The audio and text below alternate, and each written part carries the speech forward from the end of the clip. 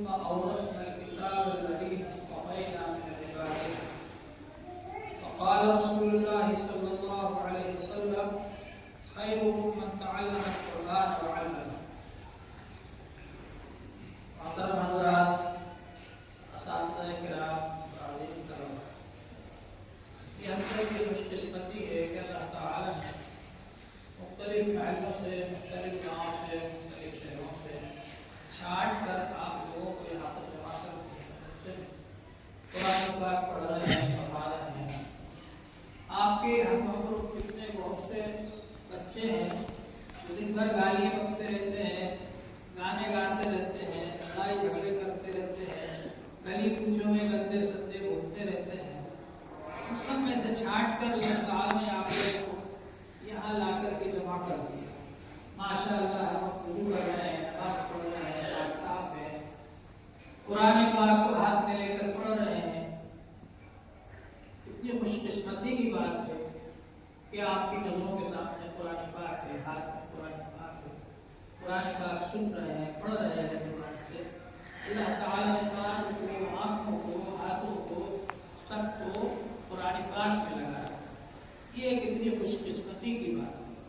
اللہ تعالیٰ نے فرمایا ثم اورثنا الکتاب الذین اصطفینا من عبادنا. ہم نے اپنی کتاب کا وارث ان لوگوں کو بنایا جن کو ہم نے منتخب کر لیا، چھانٹ لیا اپنے بندوں میں سے. من عبادنا یعنی اللہ کے جو خاص بندے ہیں ان میں سے بھی اللہ تعالیٰ نے چھانٹا، منتخب کیا اور پھر اس کتاب کو عطا فرمایا. تو یہ کتاب اللہ کا کلام ہے اور اللہ کے کلام سے بڑھ کر کوئی چیز نہیں. سب سے زیادہ عظیم الشان یرفع اللہ الذین آمنوا منکم والذین اوتوا العلم درجات. اللہ تعالیٰ ایمان والوں کے اور علم والوں کے درجات کو بلند فرماتے. اور حضور پاک صلی اللہ علیہ وآلہ وسلم نے فرمایا ان اللہ یرفع بهذا الکتاب اقواما ویضع به آخرین، کہ اللہ تعالیٰ اس کتاب کے ذریعے بہت سے لوگوں کو سربلند کریں گے، ترقی عطا فرمائیں گے، اور بہت سے لوگوں کو ذلیل کریں گے جو اس قرآن کی قدر نہیں کریں گے، اس کو نہیں پڑھیں گے، اس کو نہیں سمجھیں گے، اس پر ایمان نہیں لائیں گے، اس پر عمل نہیں کریں گے، تو اللہ تعالیٰ ان کو ذلیل بھی کریں گے. تو قرآن پاک ایسی چیز ہے کہ یضل بہ کثیرا ویہدی بہ کثیرا. بہت سے لوگوں کو ہدایت ملتی ہے، بہت سے لوگ گمراہ بھی ہو جاتے ہیں جو قرآن پاک کو صحیح نہیں پڑھتے، بغیر استاذ کے پڑھیں گے گمراہ ہو جائیں گے. تو اللہ تبارک و تعالیٰ نے قرآن پاک عطا فرمایا. یہ بہت بڑی نعمت ہے قرآن پاک. قرآن پاک کا پہلا حق تو یہ ہے کہ اس پر ایمان لائے، یہ اللہ کا کلام ہے. قرآن پاک کا حق یہ ہے کہ اس کی تلاوت کرے، اگر دیکھ کر بھی تلاوت کرے تو یہ بھی بہت بڑی نعمت ہے. 3 چیزیں ایسی ہیں جن کو صرف دیکھنا بھی عبادت ہے. قرآن پاک کو صرف دیکھنا بھی عبادت. کوئی آدمی پڑھنا نہیں جانتا، اگر وہ صرف قرآن پاک کو دیکھتا رہے تو اس کو ثواب ملے گا. دیکھنا بھی عبادت ہے. اور ماں باپ کی صورت دیکھنا بھی عبادت ہے. آج بات نہیں کر رہا لیکن پاس بیٹھ کر صورت دیکھ رہا ہے ماں باپ کی. خانے کعبہ میں کبھی ایسا ہوتا ہے بھیڑ زیادہ ہوتی ہے تو اب طواف بھی نہیں کر پا رہے، وہاں نماز بھی نہیں پڑھ پا رہے، بہت بھیڑ. تو آدمی وہاں بیٹھ گیا حرم شریف کے پاس میں اور دیکھ رہا ہے خانے کعبہ کو، تو دیکھنا بھی عبادت ہے. تو یہ 3 چیزیں ایسی ہیں جن کو دیکھنا بھی عبادت ہے. تو قرآن پاک دیکھ کر پڑھنا یہ بہت بڑی نعمت ہے. بعض بزرگوں نے فرمایا کہ قرآن پاک کو دیکھ کر پڑھنے سے نظر تیز ہوتی ہے. بعض لوگ ہم نے دیکھا بڑی عمریں تھی ان کی لیکن چشمہ نہیں لگاتے تھے. کیوں؟ اس لیے کہ قرآن پاک کو دیکھ کر پڑھتے.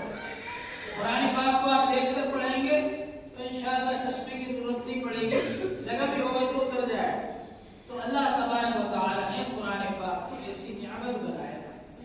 ایک صحاب ایک جگہ سے گزرے تو اللہ کے ولی تھے وہ، ان کو کشف کے ذریعے معلوم ہوا کہ یہاں قبر کے اندر جو مردہ ہے اس کو عذاب ہو رہا ہے. انہیں توبہ استغفار کی چلے گئے. اب کچھ دنوں کے بعد پھر واپس آئے، پھر وہاں سے گزرے وہ اسی قبرستان کے پاس سے. میں عذاب ہو رہا تھا اس میں عذاب نہیں ہو رہا، بلکہ اللہ کی رحمت برس رہی، رحمتیں برس رہی۔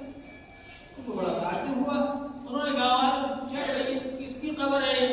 تو پتہ چلا کہ فلاں صاحب کی قبر ہے، اتنے مہینے، 1 مہینے 2 مہینے 4 مہینے پہلے ان کا صاحب کا انتقال ہوا تھا، یہ قبر۔ تو ان کا گھر کہاں ہے؟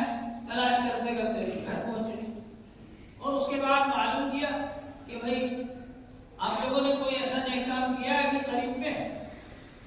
تو انہوں نے کہا کہ ہاں ہم نے ایسا نیک کام نہیں کیا، لیکن وہ صاحب جو جن کا انتقال ہو گیا ہے وہ ایک چھوٹا سا بچہ چھوڑ کر گئے تھے، تو ابھی 2 4 5 دن پہلے ہم نے اس بچے کو مدرسے میں بھیجنا شروع کیا۔ تو وہ بزرگ جو تھے انہوں نے مراقبہ کیا اللہ تبارک و تعالیٰ کے سامنے، اور اللہ تعالیٰ سے پوچھا کہ اللہ تعالیٰ اس بندے پر سے آپ نے عذاب کیوں اٹھا لیا؟ تو اللہ تعالیٰ نے جواب دیا کہ میری غیرت نے اس بات کو گوارا نہیں کیا کہ اس کا چھوٹا سا بچہ اپنی ٹکلاتی ہوئی زبان سے مجھ کو رحمان الرحیم کہے۔